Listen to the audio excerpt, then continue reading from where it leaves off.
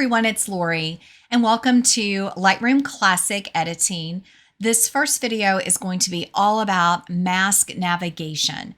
So first reminder is be sure you've updated your Lightroom Classic program. This video was created in October of 2022, and Lightroom has made some great adjustments to the mask features.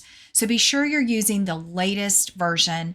You can go to your help menu to look for any updates. You can also, right here's updates, you can also go to your Adobe account and then you can update your program from there. So if you have not updated, your menu will not look like mine. So just be sure you've made that change.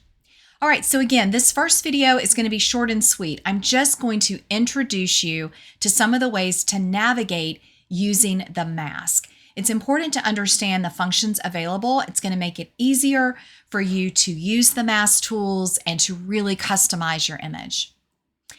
So the next reminder is that here in Lightroom Classic, we can make global adjustments to our images. And so that's where you're already familiar with making changes holistically to the entire image. So we can brighten the entire image, we can darken the entire image. Masking allows us to customize. It allows us to work on just the sky, just the foreground, just any place that we want in the image. And so it's making selective adjustments. And now with Lightroom, they have provided AI technology that's amazing. It helps create the mask for you. So let's jump right in. Again, this first video is just about navigating the mask menu. So to find it, you're going to circle this over here on the right side of your menu. There's what looks like a target. So the circle option is where all the mask functionality is kept. So when you select that, you're going to see this new menu. It is a little bit different. The first three options are the AI technology options where you can select your subject, the sky, or now your background. And we're going to play with these options as we go through this video and others. We also have a new object selection, which we will work on. And then we have the mask tools that Lightroom has had for a long time. But these are a little bit even, I would say they're even better to use. And when we go through examples, you'll see the functionality. So you have the brush tool, the linear gradient, the radial gradient. And then under range, there are three options: color range, luminance, and depth range. We will go through these also in additional videos. Now, there's also a new option under people. So if there was a person in this image, you would see an entire menu for people. And I will do an entire video on people and how to mask those in future video selections. All right, so let's jump into understand navigation. So the first thing you'd want to do is select a mask tool to use. And for this example, I'm just going to do select sky, so that we can just get into the navigation menu. So when you select a mask, here is what is going to pop up. Now, the first thing I want to show you is this box is movable. So if you prefer it on the left side of your screen, on this right corner, you can also drag it over and drop it right here. You can also expand it. So now you've got your mask and this is all grayed out because these are the things that you can change with your mask. Now, I like to keep mine over here separate, and I'm going to do that during the course so that you can isolate and see the mask functionality. So the next thing I want to show you is there is a question mark right here where I'm hovering, and when you select that, it's going to give you your keyboard shortcuts. So if you like to use those, I would encourage you to screenshot this, you could print it, and you can get familiar with these shortcuts. All right, so now let's go into what happens in the box. So remember, we selected the sky mask. And so it's going to label it mask 1, and it's telling us that it's a sky mask. And so it's the AI sky mask, and it's telling us where it's selecting the pixels from. So Photoshop has come in and found this area, and then it has masked the entire sky for us. So we can see it did a pretty good job. It feathers it here at the trees. And if we zoom in, it's not too bad. We could tweak that if we wanted to. All right, now a couple things to note. When you go to this mask 1, you can double click and we could rename this. So if we wanted to rename it darken sky. We can do that. And that helps if you're going to do lots of mask. So you've got that option. Now you also have these 3 dots right here. So if you click on those, this is where your menu pops up for your mask. And this is the important features that I want to make sure that you're aware of because they make working with the mask so much easier. So again, we can rename the mask like we just did. We can invert it. So let's say we decided we didn't really want to change the sky, but we want to invert and work on the foreground. We can do that right here. We can just click invert and there it goes. And now it's showing us how it really did a nice job of capturing these trees in our original mask. Now I'm going to undo that. So again, right here under that mask, invert the sky. You can also duplicate and invert. So maybe I know I'm going to work on the sky, but I also want to work on that foreground. I can go ahead and duplicate and invert the mask. So now I have 2 masks. I've got my darkened sky and I've got my darkened sky inverted, which I'm going to click on and rename foreground mask. So what I've done is I have created the mask. I haven't made any changes yet to them. They're just there waiting for me. So we covered invert the mask that we can do, duplicate and invert.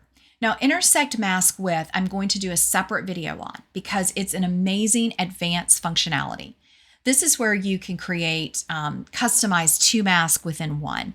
So we will come back and review intersect mask with. You can also duplicate. So if we wanted to duplicate this mask to have 2 versions, we could do that. So let's go ahead and duplicate it. And now we've got our copy of our darkened sky. You can hide a mask if you decide you don't want to see it. You can also delete it if you're not going to use it, and you can delete all mask. So those are the key mask menu options. Now just know that when you select the mask that you're working on, the copy, you again will see what tool you used. Okay? As we go through future videos, you will see how this menu works and it will become even easier to navigate and use. Now, I want to talk to you about the overlay. So you have the option to show the overlay or turn it off right here. And you have the color box. So this is a great resource. If you are working on part of the image, maybe an image that has a lot of red in it, you may not want your overlay to be red. So since I know there's really not any red in this image, I selected red. I could also go down and select a green, yellow, come over to orange. I like something that's going to be really clear and that I can know where my mask is located. You can also change the opacity of the mask. That's how strong the overlay is going to be. So that's just giving you those options and as you're working on your overlay. I like to keep mine all the way up. The next option is this overlay shows. Now I would encourage you in the beginning and throughout this course to keep it on affected area. So what that means is the mask is telling us where our changes will take place. So let's come over and we're just going to hover over to our basic panel exposure. And you can see if I brighten, it's brightening just the sky. And if I darken, it's darkening just the sky. So that is where the overlay was. So it goes away when you start making adjustments. And we can see how our sky is changing, but not the foreground, which is excellent. That's what we want to happen. When you come back over to your menu, your sky overlay will, if you leave it on, it'll be back. So it's kind of a toggle feature where it goes away and then it'll come back. All right, you can turn that off and on though if it bothers you, and you'll see throughout the other videos, sometimes I turn it off, sometimes I toggle. So several options there to navigate. All right, so there's 2 other functionalities that I want to show you in modifying your mask. So let's go to our foreground mask. And let's say that I really didn't want to impact these trees. I just want to impact this area of the foreground. So there's an easy way to modify that. We can do subtract, or we could even add to the mask. In this case, I'm going to subtract. So this is where within this foreground mask, I'm going to make additional adjustments where you're able to customize. So I'm going to select subtract. And for this purpose, I am going to do a brush. Now, when the brush pops up, you have your option for your brush size, your feather, your flow, and your density. You also have auto mask. I encourage you to keep auto mask on. It uses the AI technology and is going to help you not go out of the line so much. Now for flow and density, for this purpose, I'm going to keep it high, and I'm also going to keep my feather high because I'm working in this tree area. Now I'm going to remove the overlay. And actually, let's keep that overlay on because we're subtracting. I want you to see what we're doing. So I'm just going to come in, and I can go all the way up to the top of that blue because I want all of that to go away.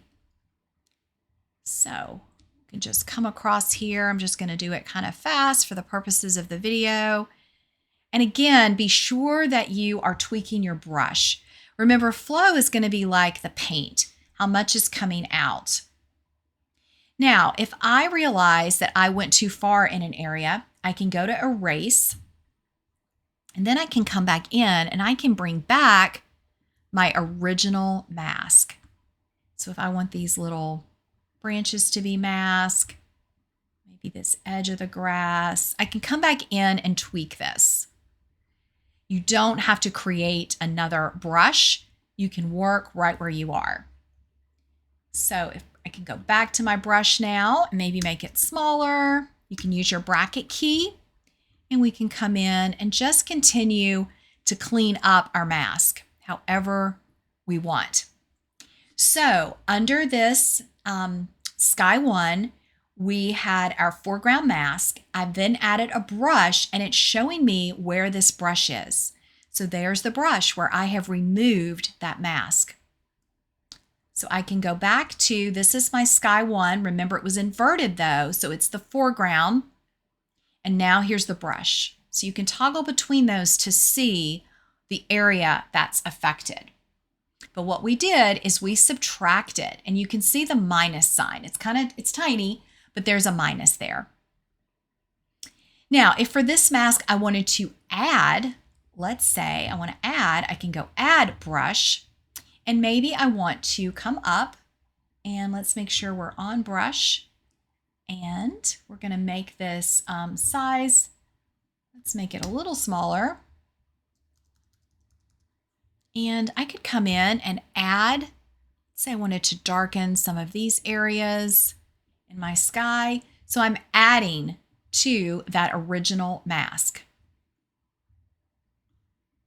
So now in my menu, I've got brush 1. Now I could label this too. So this could be the mountains, removal, just so I remember what I did. And this one could be add to blue sky. So now I've got my details. I also know that this is my foreground, and this is really not Sky 1 anymore, but we know that we inverted that. So now I've got all these links. It's telling me that's my original sky. So see, if I click on it, it's showing me exactly what it is. If I click on this brush, it's telling me that's where I removed the mask, and it's got a minus sign. And then on this one, it's got add to the blue sky. Now I can come over, and I'm going to get rid of the overlay. And if I make my exposure adjustment, it is just brightening this foreground, and look where it's brightening in the sky where I clicked add, but it's not brightening this mountain range.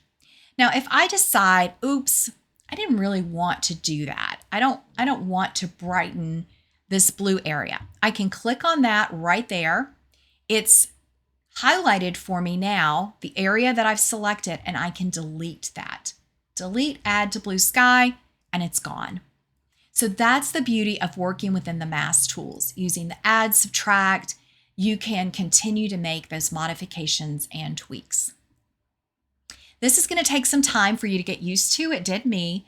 So what I encourage you to do is to pull in an image, a really simple image, a landscape works great, where you have a clean horizon line, and add a sky mask, just like I did, and play with these menu tools.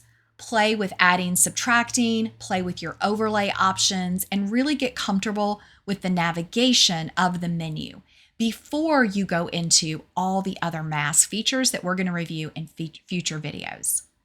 So once you start, remember you've got these options here that I would encourage you to play with. Try inverting, duplicating, just play. If you mess up, all you have to do is delete it and start over. So we can delete at any point and it's gone. You can also click on it and click your delete key and it goes away. So have fun navigating, and in the next videos, I'm going to walk you through several of the other options within this mask panel within Lightroom Classic.